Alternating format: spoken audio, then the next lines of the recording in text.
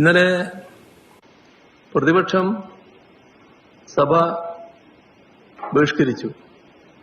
അത്തരമൊരു ഘട്ടം വന്നപ്പോൾ കണ്ടത് വല്ലാതെ അസ്വസ്ഥനായി സംസാരിക്കുന്ന മുഖ്യമന്ത്രിയാണ്. സബ്ജക്ട് കമ്മിറ്റി ഒഴിവാക്കി അസ്വസ്ഥനായി സംസാരിക്കുന്ന മുഖ്യമന്ത്രിയാണ്. കാണേണ്ട കാര്യം, സബ്ജക്ട് കമ്മിറ്റി ഒഴിവാക്കി ധനകാര്യ ബിൽ പാസാക്കിയതിനെ ന്യായീകരിക്കാൻ ചില വിദണ്ഡവാദങ്ങൾ അണിനിരത്തിയെന്താണ്. അതിലൊന്ന്, തൊട്ടു മുൻപത്തെ ബജറ്റിൽ ഇതേ രീതിയിൽ സബ്ജക്ട് കമ്മിറ്റി കൂടിയിരുന്നില്ല എന്നൊരു ന്യായവാദം മുഖ്യമന്ത്രി അവതരിപ്പിച്ചിട്ടുണ്ട്. പക്ഷേ ആ ബജറ്റിൽ ആ ഘട്ടത്തിൽ ഒരു പുതിയ നികുതി നിർദ്ദേശങ്ങളും ഉണ്ടായിരുന്നില്ല. അത്തരം സന്ദർഭങ്ങളിൽ മാത്രം സ്വീകരിക്കുന്ന നടപടി, അത്തരമൊരു നടപടിക്രമം നികുതി നിർദ്ദേശങ്ങൾ അടങ്ങുന്ന ധനകാര്യ ബില്ലിന് എങ്ങനെയാണ് ബാധകമാവുക? ഈ വസ്തുത സൗകര്യപൂർവ്വം മറച്ചുവെക്കാനാണ് അദ്ദേഹം ശ്രമിച്ചത്. ഇപ്പോഴത്തെ സാഹചര്യം അന്നത്തിൽ നിന്ന് വ്യത്യസ്തമാണ്. നികുതി നിർദ്ദേശമില്ലാത്ത ധനകാര്യ ബില്ലും നികുതി നിർദ്ദേശമുള്ള ധനകാര്യ ബില്ലും അത് തമ്മിലുള്ള വ്യത്യസ്തതയുണ്ട്.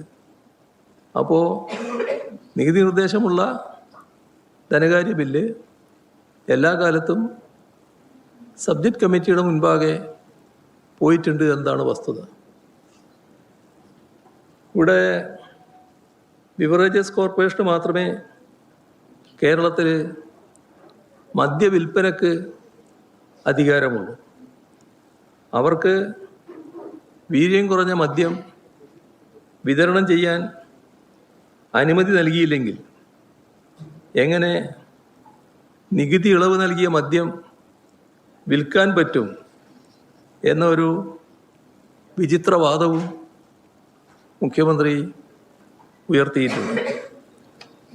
ഇതിൽ ബിവറേജസ് കോർപ്പറേഷനോ സർക്കാരോ ഇങ്ങനെ മദ്യം വിൽക്കാൻ ഉദ്ദേശിക്കുന്നുണ്ടോ എന്ന കാര്യം വ്യക്തമായി പറയാൻ തയ്യാറാകുന്നില്ല. അതിലൊരു ഉരുണ്ടുകളിയാണ് ഉണ്ടായിട്ടുള്ളത്. ബിവറേജസ് കോർപ്പറേഷൻ ഇത് വിൽക്കാൻ തീരുമാനിച്ചില്ലെങ്കിൽ ഇത്ര തിടുക്കപ്പെട്ട് എന്തിനാണ് നികുതി ഇളവ് നൽകുന്നത്? എന്താണ് അതിൻ്റെ അടിയന്തര ആവശ്യം?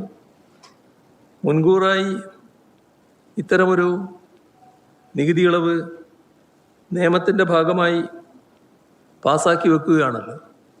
എന്തിനാണത്? കോൾഡ് സ്റ്റോറേജിൽ വെക്കാനുള്ളതാണോ നിയമനിർമ്മാണം? ഇക്കാര്യങ്ങളെല്ലാം വ്യക്തമാക്കുന്നത് ബക്കാർഡിക്ക് നിയമവിരുദ്ധമായി നികുതി ഇളവ് നൽകാൻ മുഖ്യമന്ത്രിയുടെ നേതൃത്വത്തിൽ മുൻകൈ എടുക്കുന്നു എന്നത് തന്നെയാണ്. നികുതി ഇളവിന് പിന്നിലെ അസാധാരണമായ ഫയൽ നീക്കത്തിലുണ്ടായ വേഗത, അത് എല്ലാവരും ശ്രദ്ധിച്ച കാര്യമാണ്.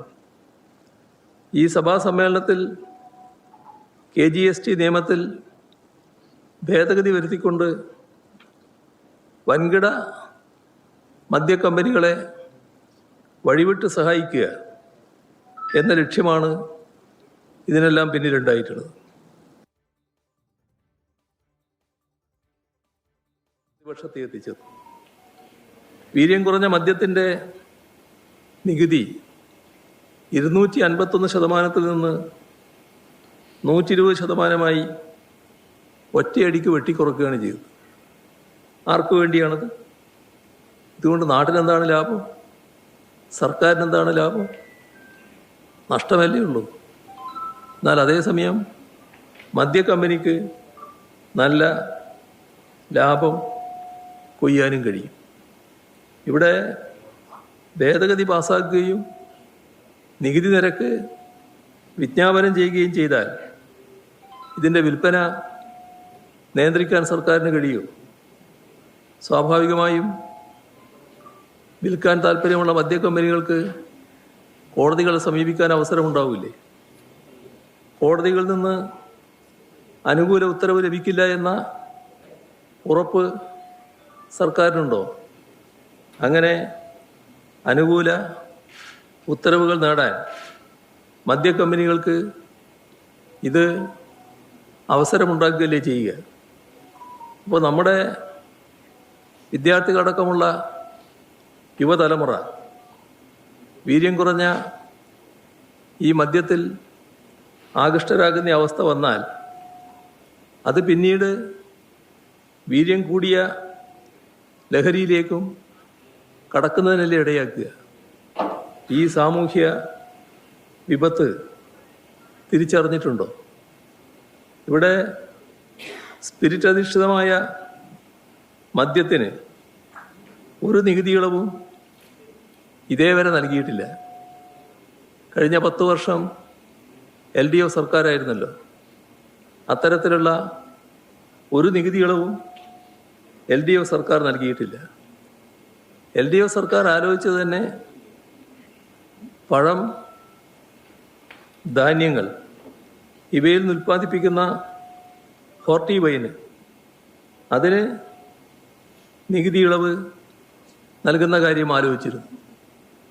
അപ്പോൾ ഹോർട്ടി വൈനിൻ്റെയും ഹോർട്ടി ലിക്കറിൻ്റെയും തരത്തിലല്ല ഇപ്പോഴത്തെ സ്പിരിറ്റ് അധിഷ്ഠിത മദ്യം.